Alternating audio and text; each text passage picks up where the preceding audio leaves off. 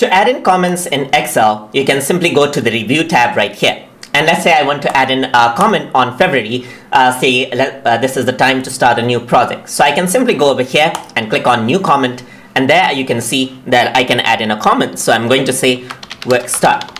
So I'm going to go over here, and you can see that there's a red dot, and if you were to hover around, you can see the comment right here. And let's say I want to finish the work right here. I can also use the shortcut key, as you can see over here is Shift plus F2. So I'm going to say Shift F2, and there you go. I can add in a comment right here as well.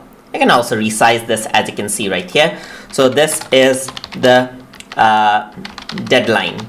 Need to complete work, just like that. All right. So you can see that if I were to hover around, you can see the comment right here. If you want to see all of the comments, you can go on to the Review tab and then go over here. So show all comments right here. You can go to the previous comment or the new comment, just like this. So you can go to the previous comment, next comment, just like that. You can also show and hide comment right here. Go to previous comment and next comment, and you can see that you can toggle around comments just like that.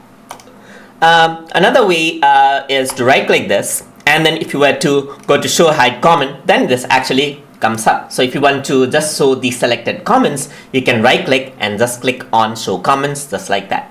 So that is how you can add and view comments inside of Microsoft Excel. Hope you guys learned something as always, and as always, please like, comment, share, and subscribe.